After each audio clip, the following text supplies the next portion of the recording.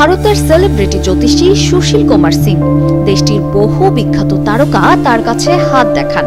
তবে সম্প্রতি জ্যোতিষী সুশীল কুমার একটি অনুষ্ঠানে জানিয়েছেন, সলমান খান আর শাহরুখ খান নাকি মারা যাবেন ৬৭ বছর বয়সে। শুধু কি তাই, এই জ্যোতিষী আরো দাবি করেন সলমান নাকি তিলে তিলে শেষ হয়ে যাবেন।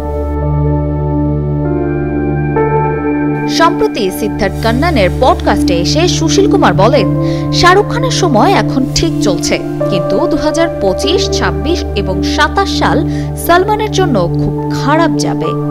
তিনি বলেন, সলমানের খুব বড় অসুখ হবে, ঠিক হবে না, এমন কোনো অসুখ হবে যার নাম মুখেও আনা যায় না। সুশীল যোগ করেন, একই সালে মারা যাবেন দুজনেই।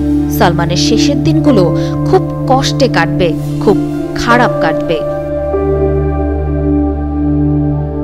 জ্যোতিষীর দাবি, কোষ্ঠী বিচার করে তিনি এমনই ইঙ্গিত পেয়েছেন। এদিকে জ্যোতিষী সুশীল কুমারের ভবিষ্যৎবাণী শুনে মুখে চিন্তার ছাপ দুই খানের অনুরাগীদের। সেই তালিকায় শাহরুখ খানের নায়িকা সুচিত্রা, তিনি রীতিমতো ক্ষোভ প্রকাশ করেছেন।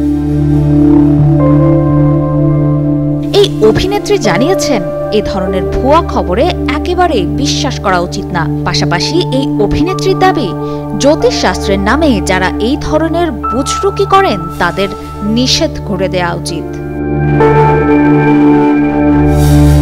অভিনেত্রীর মতে, খ্যাতিমানদের নিয়ে ভবিষ্যৎবাণী করা সব থেকে সহজ, কারণ তারা সচরাচর এসব বিষয়ে মাথা ঘামান না। অপর্ণা বর্ষা, কালের কণ্ঠ।